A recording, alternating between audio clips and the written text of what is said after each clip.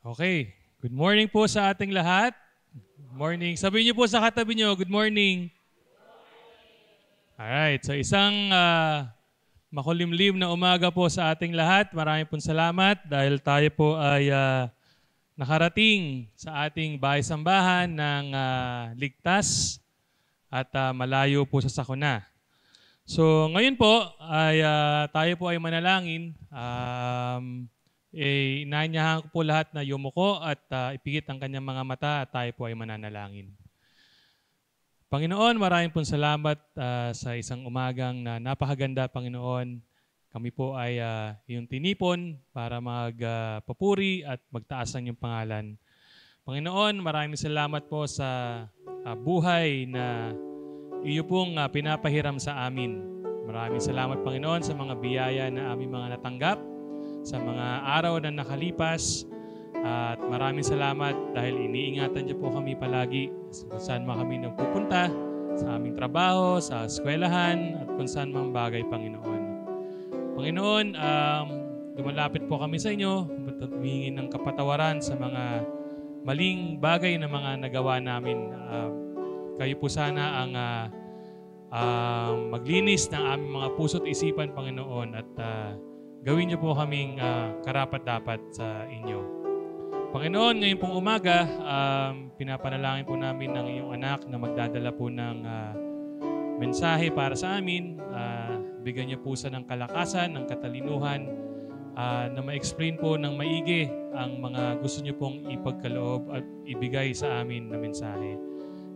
Sa mga matututunan po namin, may apply po sana namin sa aming mga pang-araw-araw na buhay.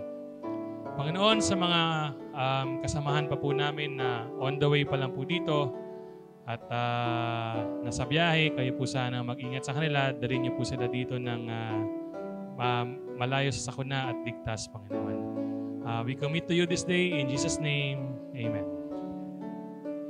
Okay, so let's go through the announcement po. So andito na po sa program natin at dito sa screen natin ang mga weekly church schedule. So, iuwi niyo po yung mga programs niyo para hindi niyo po makalimutan ang mga activities natin from starting every Sunday, Monday, mga Bible study, at ang mga outreach natin. No? Meron po tayong outreach every 9 a.m. once a month, every Saturday.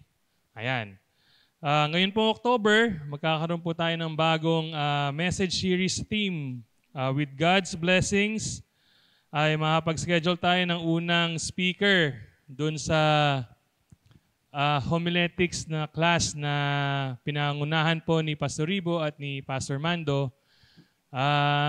Siyempre, feeling ko kilala ko na yun kung sino yung una dun eh. Siyempre, yung pinaka-senior, di ba?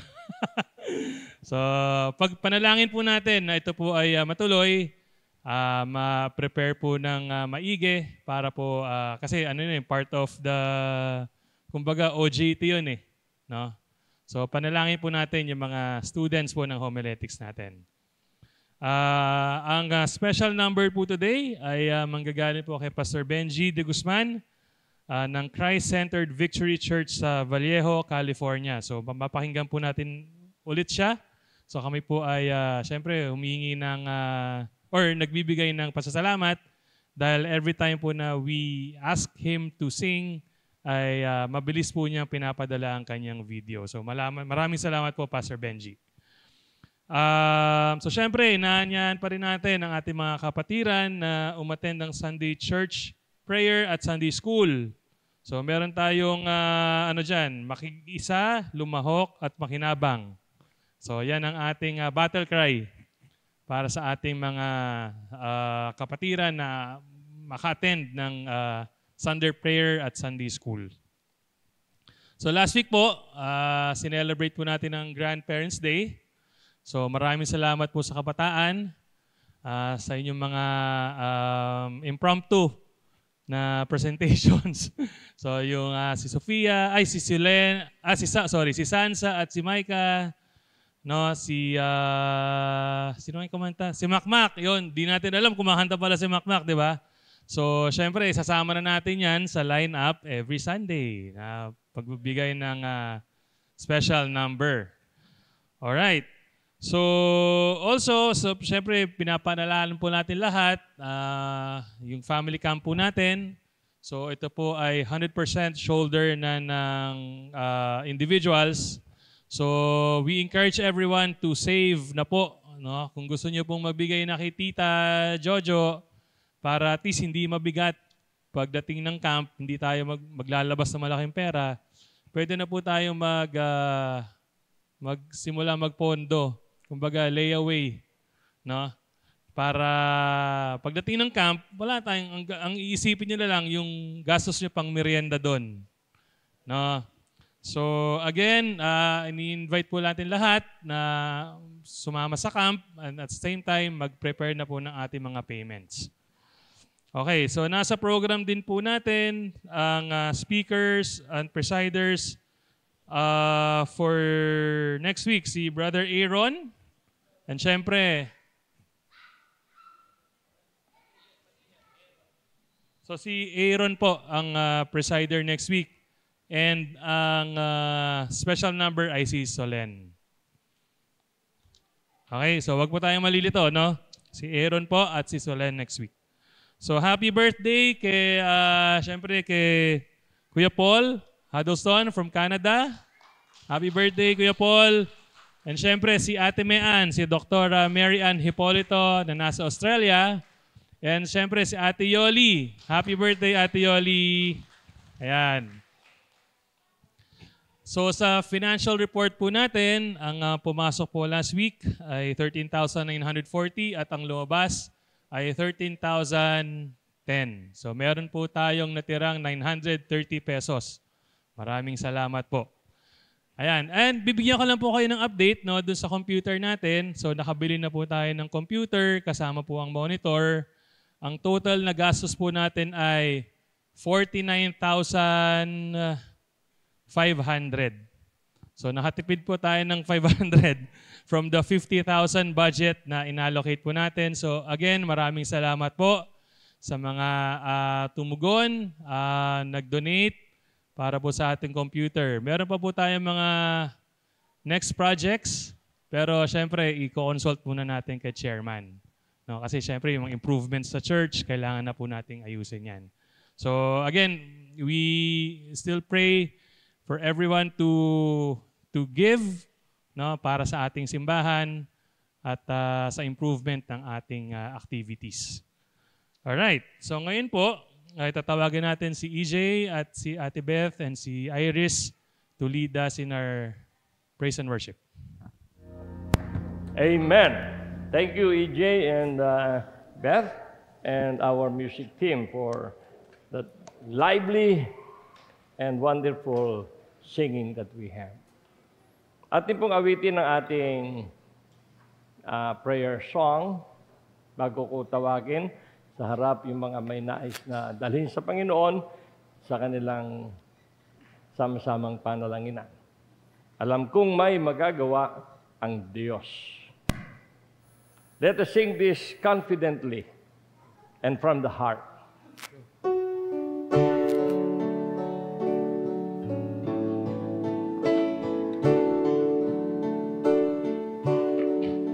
Alam kong may magagawa ang Diyos.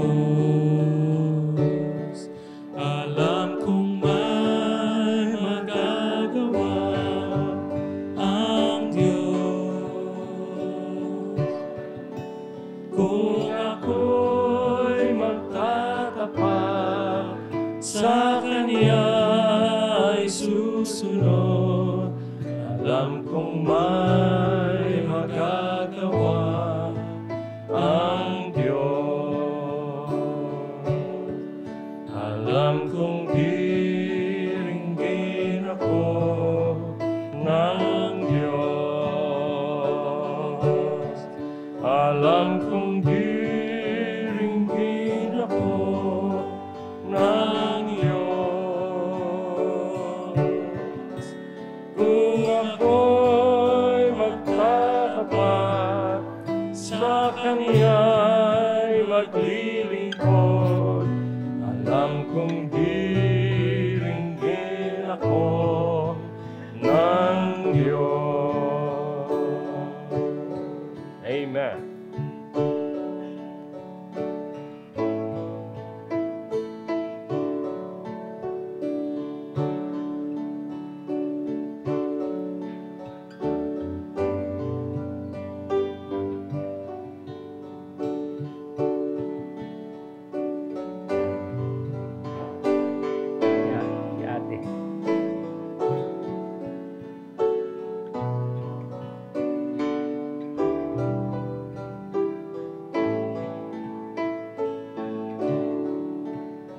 bang inaawit natin yung alam kong may magagawa ang Diyos?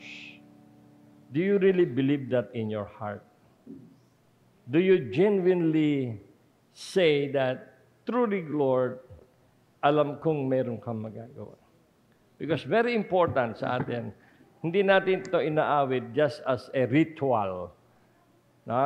Not just a pasimuno o pasimula ng ating panalangin. But this is a silent cry of our hearts that indeed we know the power of God. Because sabi sa Biblia, only God can make miracles. No one else. And that should be in the core of our hearts and our mind. That as we come together, and you who are sitting on the benches, joining us in our prayer, believe that it is so. Now, I would like to read 2 verses from the Bible. Sa Awit 89, verse 1, verse 2. Ito ano to? It is our affirmation of what God can do and what God's love can provide us. Sabi po dito, pag-ibig mo, Yahweh, na di nagmamaliw, ang sa tuwi-tuwi na'y aking aawitin. Ang katapatan mo'y laging sasambitin. Yaong pag-ibig mo'y walang katapusan. Sintatag ng langit ang iyong katapatan. Do we believe that? I did not hear. Do we believe that? Yes. Okay, with that, tayo po'y manalangin. Aming Diyos at aming Ama, we declare that we believe in your power, that you listen to our prayers, that you answer our prayers. That is the cry of our hearts. And we thank you because your love never changes, never stops. At yun ang aming laging sasambitin. You love us. You care for us. You know our needs. You know what's in our hearts.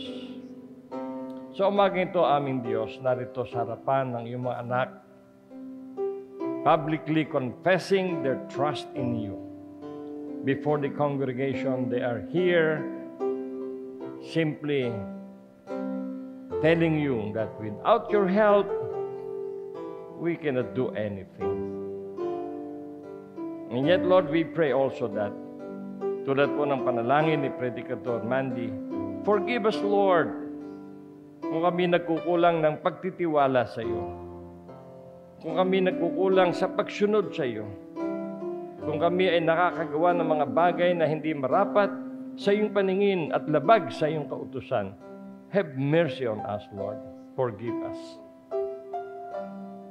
Panginoon, narito sa harapan ang iyong mga anak na nagpapasalamat. Si Yoli, salamat po sa pangtaon na idinagdag mo sa kanyang buhay. Kay Paul, kay Mean, na sa ibang bansa. Thank you, Lord, even for them who received another year sa kanilang buhay. At sa iba pa, Panginoon, na nasa iyong harapan, anuman ang kanilang pinagpapasalamat, nawa po itanggapin mo, Panginoon. Makita mo na sila'y taos-pusong nagpapahayag ng kanilang pagkilala sa iyong kagandahang loob. Narito din sa harapan ng iyong mga anak na may mga karamdaman, may mga sakit na nararamdaman physically. Lalo na ang iyong mga anak na mga senior members, senior citizens. Palagi po namin sinasabi na yan ay kasama sa pagtanda. Yet, Lord, we know that even while we accept na kasama sa pagtanda ang pananakit ng mga bahagi ng katawan, you are our great physician, Lord. You are our Jehovah Rapha. And we pray for our senior members. Dantian mo sila ng iyong mga kamay sa bahagi ng kanilang katawan na meron silang nararamdamang sakit. And we know, Lord, that it will go away. Yet, Lord, despite ng kanilang nararamdaman, they continue, Lord, to serve you, to love you, to obey you. They continue, Lord, to be in the church so that they can join our praise and our worship every Sunday. And for this, Lord, I thank you. Merong iba sa amin, Panginoon, na may mga karamdaman sa ibang bahagi ng kanilang katawan. You know them, Lord. You know that they continue to trust you. You know, Lord, that they continue to expectantly wait for healing from you. In the meantime, Lord, basbasan mo yung mga gamot na binibigay sa kanila. Basbasan mo yung mga consultation nila sa mga doktor. Basbasan mo, Panginoon, anumang mga vitamina na ibinibigay sa kanila na maging kasangkapan, Lord, ng iyong pagpapagaling. We also pray, Lord, that continue, Lord, to provide them with enough finances para po natutugunan ang kanilang pangangailangan sa pagbili ng gamot, sa pagbabayad sa mga laboratory tests, sa mga doktor. Lord, we don't know where it will come, yet, Lord, we know that every resources is available from you to your children. Narito sa harapan, Panginoon, ang iyong mga anak na mayroong idinadalangin sa mga desisyon na dapat nilang ginagawa. Lead them, Lord. I pray that you find them praying before making any decision. Praying for your wisdom to give them, Lord, the right direction and decision para po maging tumpak ang kanilang gagawin. We also pray, Lord, for those who are employed. Continue, Lord, to provide them security of work sa kanilang mga opisina. That they will continue, Lord, to have gainful employment and sufficient income upang matugunan ang pangangailangan ng kanilang sambahayan. Narito, Panginoon, sa harapan ang iba na dinadalangin ang kanilang mga mahal sa buhay na nasa ibang bansa. Tulad po ng aming dalangin kanina sa aming church prayer time, yung aming mga mahal sa buhay na nasa ibang bansa, sina Michael, si Jonah, si Roy, si Patty, si Rel, si Jobicel, si Jay, Panginoon, at si Dennis, si Ermi, at yung iba pa, Panginoon, hindi man namin masabing lahat. Yet, Lord, we pray that you will continue to reach out to them as you are reaching us here in our country.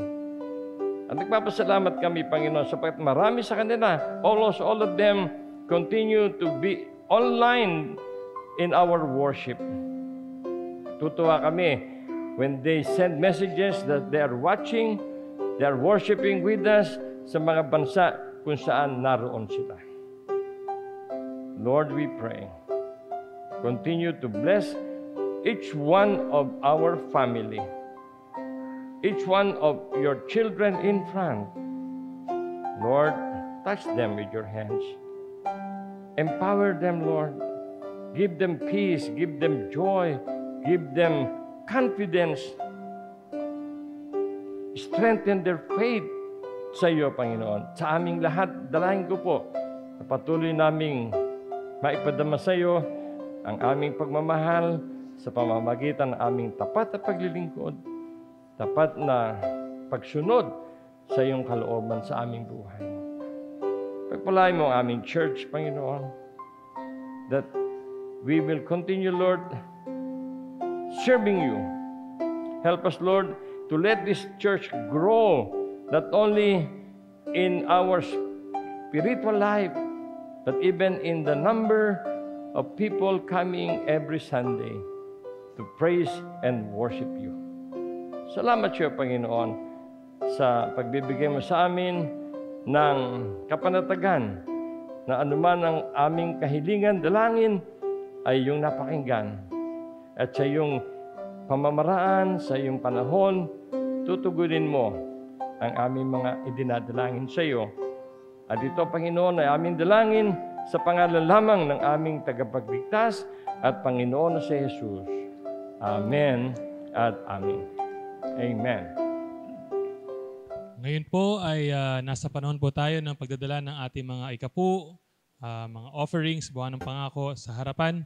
So we encourage everyone to go here in front para po ibigay po natin ang ating mga kaloob sa harapan.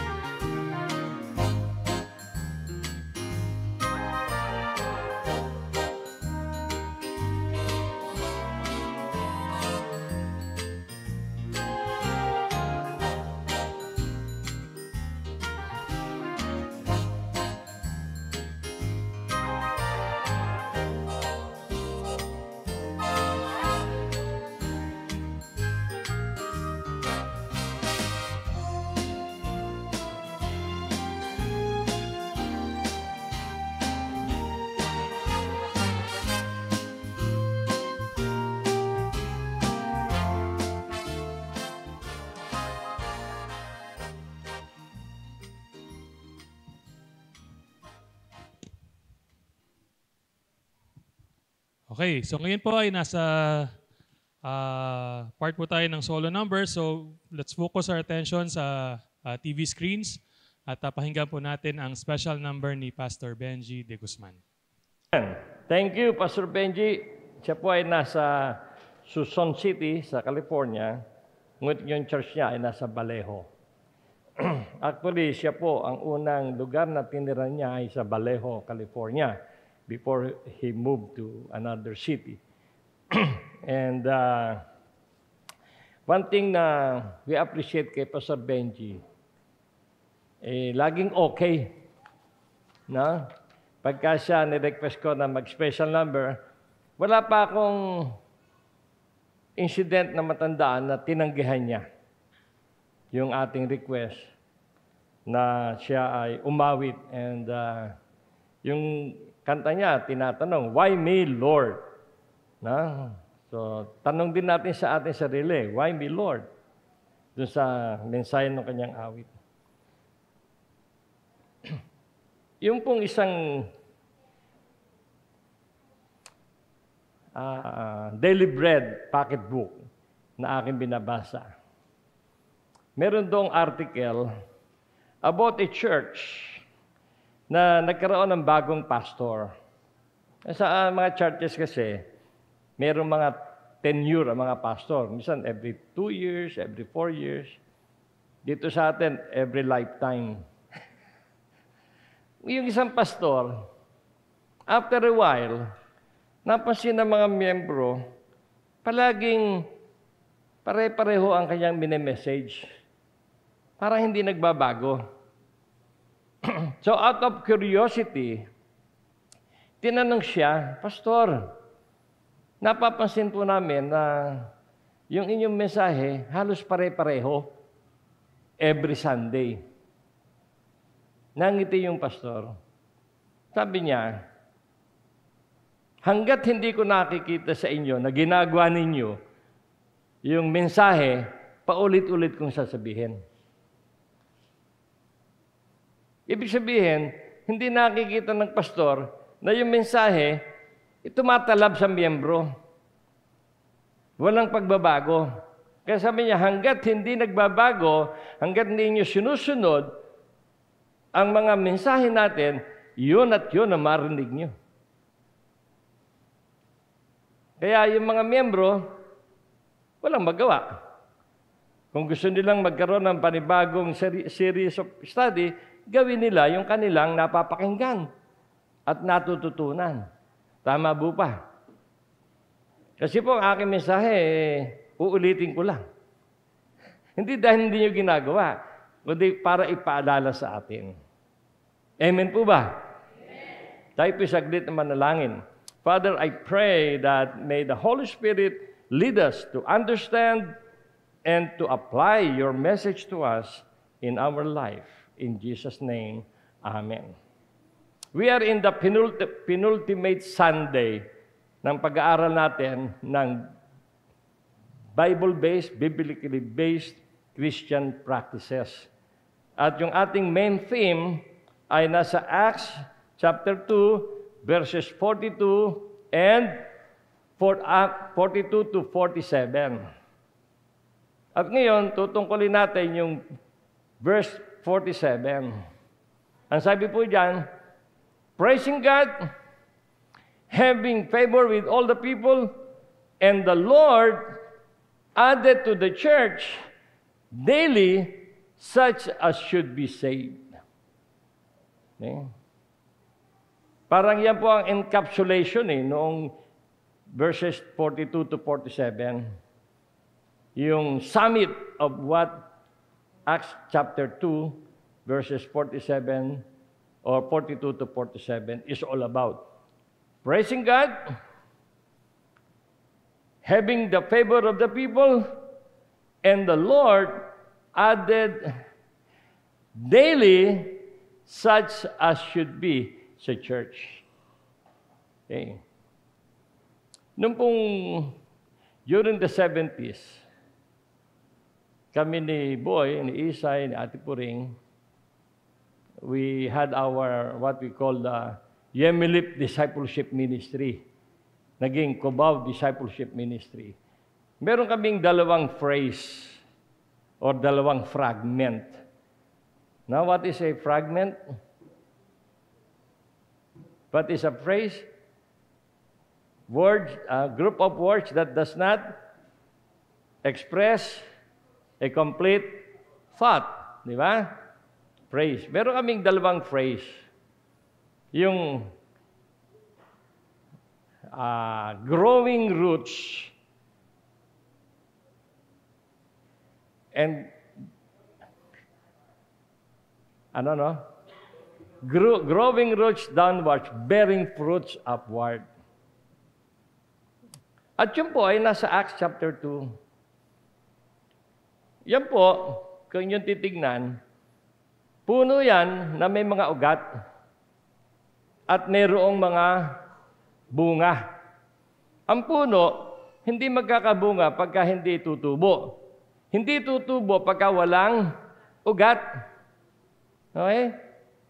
Pagka may ugat at walang bunga, hindi yun ang hinahanap natin. At yung gitna na yun, yun yung tayo yun. Yung pinakapuno, tayo yun. Ngayon, sa ating pag-aaral ng biblically based practices, nakasama po yan. Ano po yung magpapatibay sa puno, kundi yung ugat, ano magpapatibay sa atin para magbunga? Nasa Acts chapter 2, verses 42, yung growing roots. Ano yung mga roots na yun? Na dapat nasa atin at tumutubo. No? Yun muna, ipakita na natin, Ricky Joyce. Yung puno. Ayan.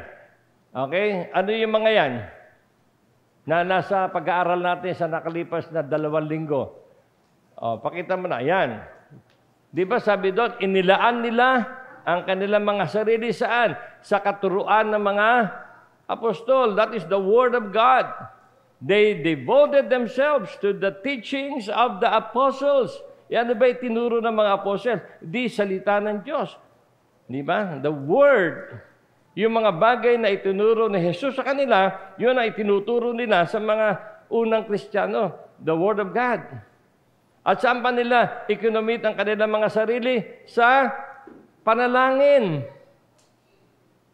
At sa pagsasama-sama, fellowship. At sa pagpupuri sa Diyos. Yun yung mga bagay na dapat nararanasan natin na yung ating mga ugat ay bumabaw sa lupa para matatag ang puno. Tayo ay nakalaan sa pag-aaral ng salita ng Diyos. Nakalaan sa pagdalo sa mga panalanginan. Nakalaan sa pagdalo sa pag-fellowship at sa pagpupuri sa Diyos. Kaya nga tayo, praise and worship songs. You see? Ngayon, ang tanong, yan ba ay nararamdaman natin sa ating buhay? Have we made the decision to devote our lives, our time, sa apat na yan? Word of God, prayer, fellowship, praising God. At pagka yan ay lumalago sa atin, tumitibay sa atin, definitely, magiging healthy ang Christian life natin. Okay? At ano ang magiging bunga? Yan, no? Meron silang joy. Di ba? Oh.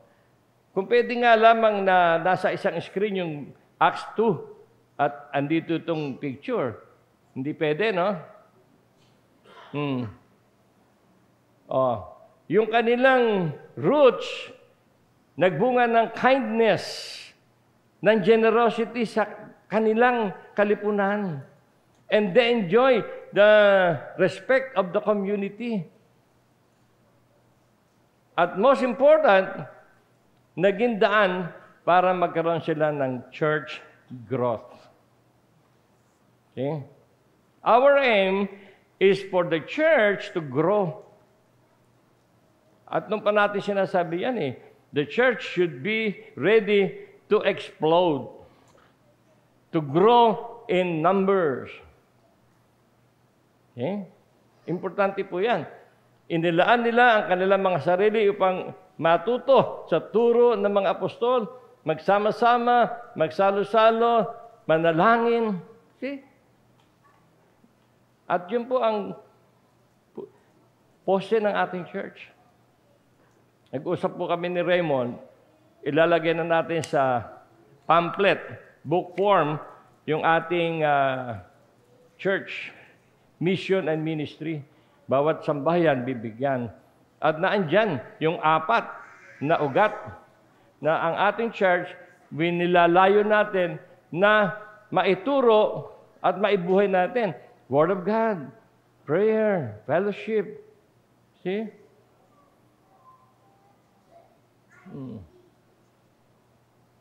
Ang ganda, di po ba? If we want our church to grow and bear fruits, our roots must be strong. We must be grounded well. Parang yung puno ng Indian tree. Makikita niyo yung ugat niya. Ang layo na nararating yan. Kahit bumagyo, hindi yan... wala nga lang talagang bunga yan kasi yun ang Indian tree. Talaga hindi nagbubunga. Pero yung mangga, nakita niyo yung ugat ng mangga? Masisira na nga yung pader Mabubuwag na kasi malaki yung ugat. Pero pag namunga, sabi nga ni Junior, Christian mango. Masarap. Okay? At marami nakikinamang, lalo na yung mga tagalabas. Sabi ko lang sa kanila, basta kung manunungkit kayo, yung hinog. Huwag yung hilaw dahil sayang. Di ba?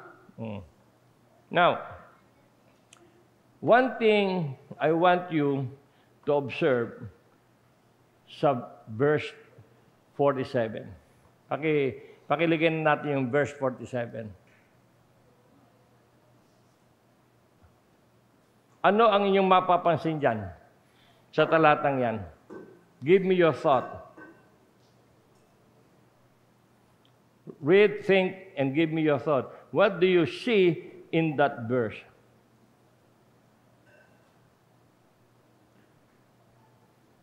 Thank you. So, sino yung susunod? If you will notice, it is the Lord. It is not me, It is not pasoribo, it is not amongst you, but the Lord. Ang Diyos ang magdadagdag.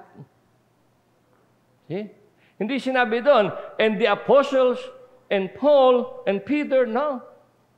Only God can add to the church those who are being saved. See? Pero who will save them? Of course, God through the church. Hindi naman magpapadala ng anghel. Pwede magpadala ng anghel sa anyo ni Susan, sa anyo ni Lydia, sa anyo ni Ate Puring. Hindi yung anghel talaga. Ay isa lang naman talaga anghel natin. Absent. Si Ka-Anghel Bolima. Di ba? Alam niyo sa church natin, meron tayong anghel. Meron tayong Jesus. Di ba? Sa kabila, anghel lang eh. Tayo may Jesus. God added to the church those who are being saved through the effort of the church. You know? Why am I giving so much importance to that verse, yung witnessing? Yeah? Ayan, no? The verse shows very important fact about the early church. It is very important to note that those being saved are added by God. It is God that will add people in His church through His children in the church. There are three things I want to share with you again. Why am I so concerned about witnessing, sharing the gospel? Isa lang naman ang ibig sabihin ng witnessing eh. Witnessing is simply attesting, certifying to the truth of something. Di ba? Nagte-testify lang tayo sa isang bagay na totoo. Sa 1 John 1:3, ano sabi sa 1 John 1:3? That which we have seen and heard, we proclaim to you. Yun lang aming nakita, yung aming narinig, yung aming naranasan. That which we have experienced ourselves, it is what we are sharing with you so that we can have fellowship with the Father through Jesus Christ. Wala naman tayong ibang ibabahagi. Okay? Let's continue praying for June. I want everyone to join us in our prayer. Let's all bow our heads at tayo po ay manalangin patuloy. Panginoon, kami po ay patuloy na nagtitiwala sa iyong katapatan, sa iyong kapangyarihan, sa iyong kahabagan para sa aming kapatid na June. Ngayon po ay isinakay na siya sa ambulance vehicle at kailangan dalhin sa ospital. We pray, Lord, na subaybayan mo ang mga doktor na titingin sa kanya, even this ambulance medical staff, na yung first aid na maibigay ay tama para sa revival ni June hanggang sa makarating siya sa ospital. Hawakan mo ang puso at isipan ng kanyang immediate family members at kami lahat that we continue, Lord, to trust you and we trust your wisdom, we trust your mercy for June and for his family. Payapain mo aming kalooban, aming Diyos. Sa pangalan ni Jesus. Amen. Amen. So we'll continue. Medyo nag-overtime tayo. I'll cut short my message. Tatlong bagay yung aking sinabi sa inyo before na nais kong bigyan ng pansin. Church growth through witnessing. Ang ating iglesia, kahit na anong iglesia, hindi lalago ng mabilis kung tayo ay manghahawakan sa biological growth. Ibig sabihin, yung ating mga membro na may pamilya, may asawa, ay manganganak. Meron tayong membro na mag-asawa, manganganak, mabagal yun. Kasi ibang membro natin, baka nga hindi na magkaasawa eh. Di ba? That's one, biological growth. Number 2, transfer growth. Yung may mga Kristiyano sa ibang lugar na mapupunta na Marikina, lalo na dito sa Churillo, sa Tanyong, makikita ating church at a-attend. Pero yun, hindi pang matagalan yun. Meron nga tayong kumisan ay napupunta dito. After a while, nawawala din dahil nalilipat din sa ibang lugar. Okay? Ang talagang paraan para lumago sa bilang ang isang iglesia, yung tinatawag na missiological growth. Yun tayo ay nagwi-witness. No? Tayo ay nagwi-witness, tayo ay nagmi-mission. Bakit po mahalaga yun? Number 1, yung witnessing is the lifeblood of the church. Na? Yun yung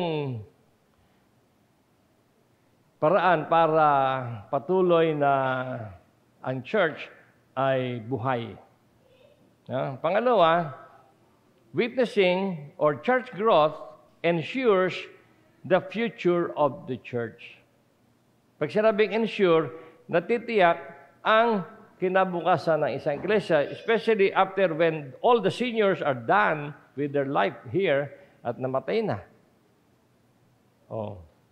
Kung meron tayong nadadagdag sa ating kaanib, kahit na mawala na yung mga senior, andyan pa rin ang bilang ng ating church. It ensures, hindi tayo magsasara.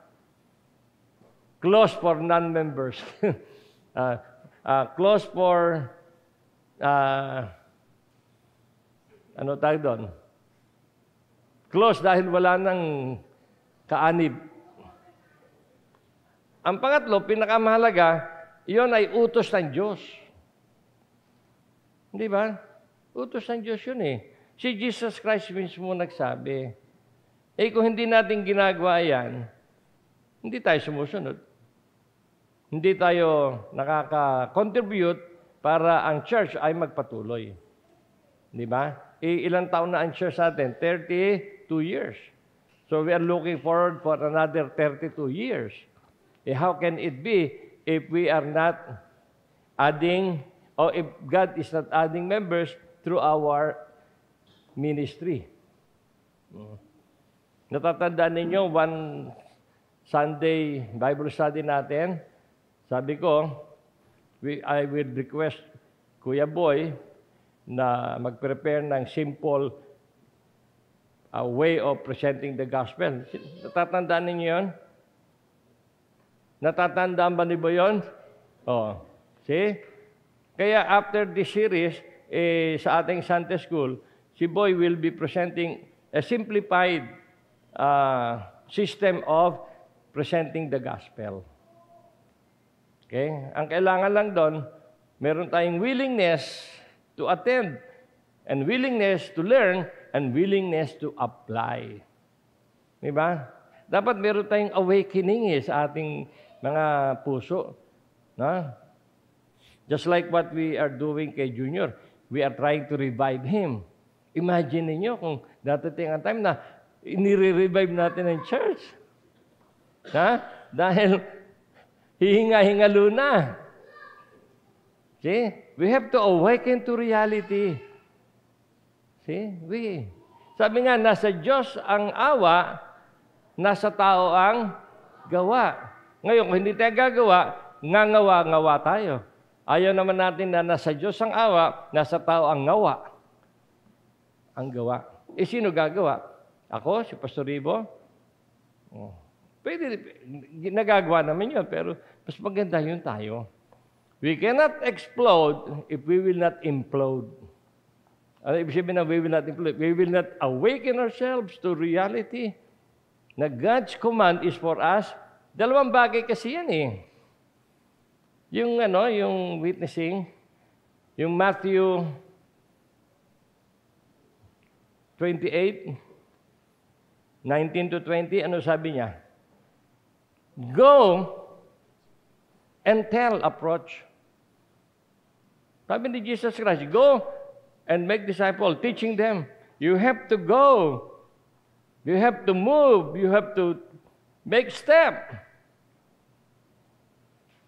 You have to make approaches to your classmates, to your office mates, to your neighbors.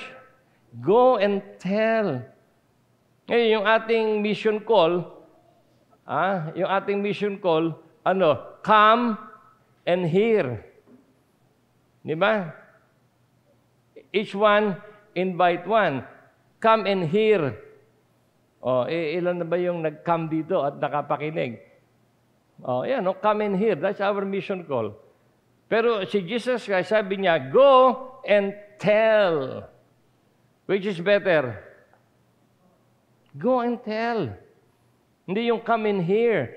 Wala nga nangungumbida sa atin eh. Meron ba?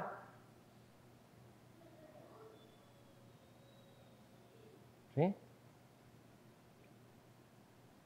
Dalawang approach yan eh. Yung isa, proactive. Yung pangalawa,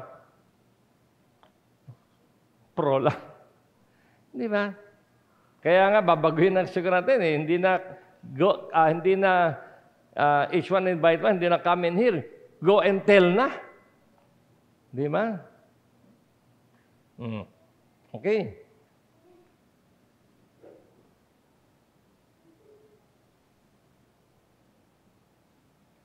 May sinabi si Paul kay Timothy eh. Sa 2 Timothy 4:5. Sabi niya, do the work of an evangelist. Sabi niya yun eh. Do the work of an evangelist.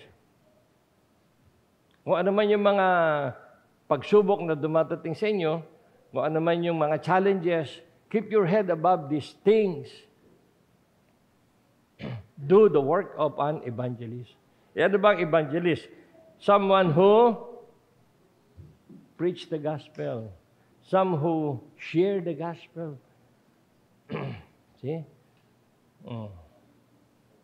Tayong lahat, para tayong si Timothy, inuutosan tayo na we should be an evangelist in our own way. Isa lang naman ang sasabihin natin eh. Isa lang. 1 John 1:3. Ano sabi sa 1 John 1:3? That which we have experienced, yung naranasan ko, yung sinasabi ni Cosme, yung naranasan niya, kanina sinasabi ni Cosme. Asan si Cosme? Ayan. Kasi yung kortina ng TV sa polo mo, magkahawig. Hindi kita makita. Ha?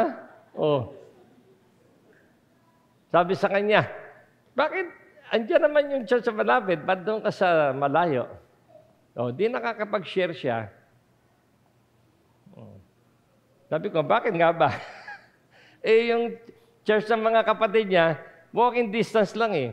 Pero he chose to be with us. May rason yun. See? Kaya yun, sinasabi niya sa mga kaklase niya, sa mga kaibigan niya, ang dahilan. Ang hindi ko lang narig sa kanya dahilan, kasi doon may pagkain eh. Ha? Baka ko sabihin niya, magsamahan na nga eh. I-try mo kaya? Ha? Go and tell. Kaya tayo, sa ating mga future Arroz Caldo, we will be more active. No? Bago tayo magpakain, lahat naglalapit, we will have a prayer first. This time, we are ready to do that. No? Pagka andyan na yung goto, parang langgam yung mga yun eh. Pero bago kayo magbibigay, mananalangin tayo. Okay po ba yun? Okay? Mananalangin tayo. Unti-unti, little by little, step by step. Okay? And we will do mini evangelism after nung session natin kay Kuya Boy. Amen po ba yun? Okay ba, Isay? Pag umokay si Isay, okay na si Boy eh. Ha? Simple lang.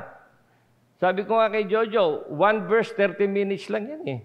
1 verse, 30, 1:30 lang ang tawag ko dun eh. 1 verse, 30 minutes. Okay? Si Pablo, we have to learn from Paul in witnessing. Minsan, ito yung mga hindrances to witnessing. Pero Paul has given us 3 strong, clear example on how he started witnessing. Yung ano meron si Pablo, dapat ito yakapin natin. Pag-pray natin na God give us these 3 things that Paul has. Yan ay nasa Romans chapter 1, verses 4 to 16. Ano yung una? Sense of obligation. Sabi niya, I am obligated. Ano ba yung obligation? Something you have to do. Something to keep. Something to fulfill. Sabi niya, meron akong obligasyon sa mga Griego at sa mga hindi Griego. We have to feel obligated. Na marami tayong kaibigan, kaklase na namamatay na hindi nakakarinig ng gospel. Kung sila ay nakarinig, hindi sila tumanggap, we will be sad, but they will be sorry. Instead of we being sorry na hindi natin na-share ang gospel. So, feel obligated. Minsan nga, gusto ko sabihin sa inyo, feel obligated that you are in the church every Sunday. Hindi. Di ba? Hindi ko naman sinasabi yun. Lagi natin sinasabi, ano yan eh, individual voluntary decision yan eh. But we have to be like the Iglesia ni Cristo. Obligated ka magpunta, magsimba. Okay? Now, as far as sharing the gospel is, as far as church growth is concerned, are we obligated? Okay? Second, eagerness. This is why I am so eager to preach. Meron siyang, ano ba yung eagerness? Meron siyang pananabik na may share ang gospel. See? He feels obligated, eager pa siya. Excited siya na makapag-share ng gospel. Are we excited?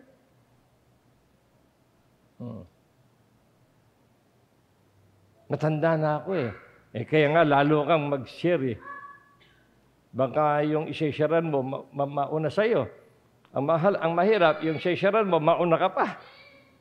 Di ba?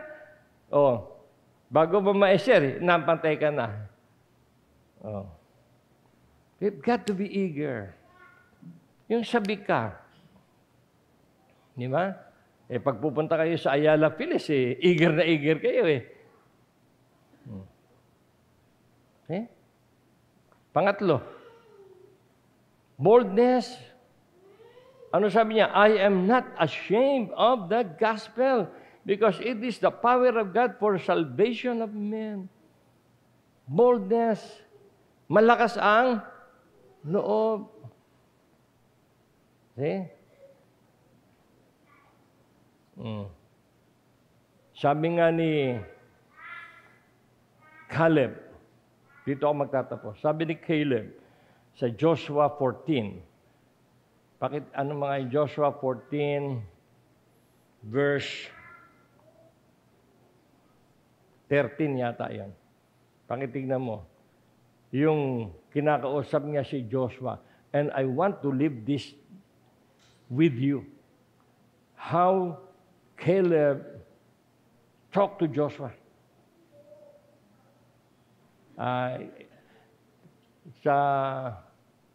Tingnan mo sa 6. Okay?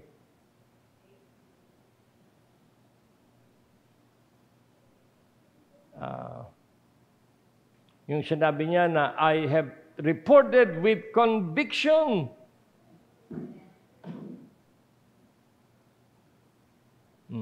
Ayan, Joshua 14:7. Sabi niya, I was 40 years old when Moses, the servant of the Lord, sent me. O kung ating susunod niya, yung mga 40 years old sa inyo, pinasusugo na kayo. 40 and above, sinusugo na kayo. Sent me from Kadesh Barnea to explore the land. And I brought him back a report according to my conviction.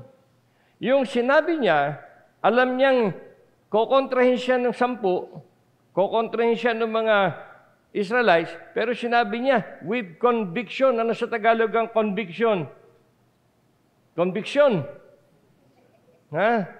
He was willing to stand on the truth. No fear. Bakit? Totoo yung sinabi niya. You cannot be convicted in your words kung hindi totoo. Di ba? Yung ating sasabihin, yun lang ang totoo Oh. Ang tao, makasalanan, ang tao mamamatay, ang tao mapupunta sa impyerno, ngunit dahil sa pag-ibig ng Diyos, gusto niya kayo wag mapunta sa impyerno, pinadala niya si Jesus Christ para mamatay sa krus para sa kabayaran ng iyong kasalanan. That's it. Ngayon, para mo mapakinabangan yung kaligtasan na yan, tatanggapin natin si Jesus bilang tagapagligtas. As simple as that. Hindi ka na hindi, bahala na si Boy. Boy, bahala ka. At kung kailangan igawa natin ng pamphlet yan, gagawa natin ng pamphlet. May picture ni Isay. See? Alam nyo, delayed na nga tayo Dapat yung ating gagawin, dapat noon pa natin ginawa Di ba? Kasi naging complacent tayo. Ano yung complacent? Tayo na lang, basta masaya. Di ba? Basta paggandahin natin ng program, paggandahin natin ng church, okay na yan. Hindi pa pwede 32 years ago, ilang taong ka nun, Ate Piling? 32 years ago. No, hindi naman tanda. Memory plus gold, kailangan mo. 32 years ago, I was only 44. 32 years ago, ilang taong ka nun, Aaron? 11 lang. Payat pa siya nun. Diba? 32 years ago ginagawa na dapat natin. Di ba? Ano sabi niya? According to my convictions. How can we not be convicted if we are simply sharing God's love? At yun, yung naranasan mo. Ilang naman nasasabi mo, dati alam mo, ganito ako Pero nung makilala ko si Kristo, nag-iba pananaw ko. Ganun lang. Ganun lang kasimple. Noon, takot ako mamatay Nung makilala ko si Kristo, hindi na ako takot mamatay. Kaya lang, hindi pa ngayon. Sabi ko, yung kakausapin mo, baka maunang mamatay sa'yo. Sayang. Yung kakausapin mo, mauna ka mamatay, sayang. Do it now. Di ba? Do it now. Regardless of the situation. If we want church growth, pakita natin yung puno. 40 years old lang siya no? Nung tayo 40, ginawa na natin yan. Ako. Ayan. Yung growing roots, nagbunga sa church growth. Kuha nyo? Namunga, pero ang final ay paglago ng church. Imagine, God is adding to the church those who are being saved by the ministry of the apostles. Hindi naman God yung... Hindi ba? We have a story to tell. you have a story to tell. Just tell your story. How God changed you through Jesus Christ. Then, bahala si Boy doon. Okay. Amen? So, kinakausap ko si Ate Puring. Sabi ko, yung ating pangwakas na awit, pwede ka yung siya'y buhay, si Kristo ay, sabi niya, parang pangmahal na araw naman niya. Ano na lang, when the roll is, para naman second coming na yan. Second coming. Kaya kakantayin natin, He lives. He lives within my heart. And we want our friends to have Jesus Christ living in his or her heart. Amen?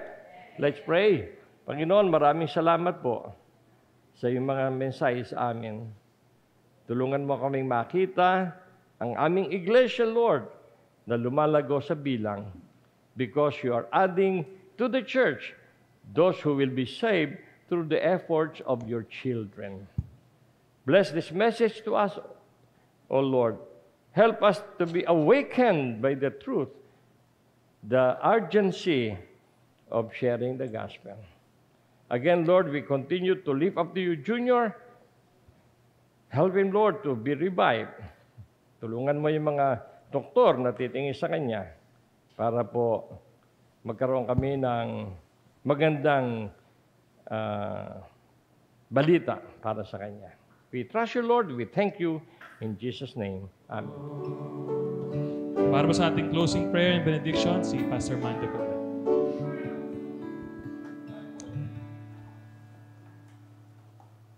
Tayo po ay tumayong lahat. Tayo po ay manalangin.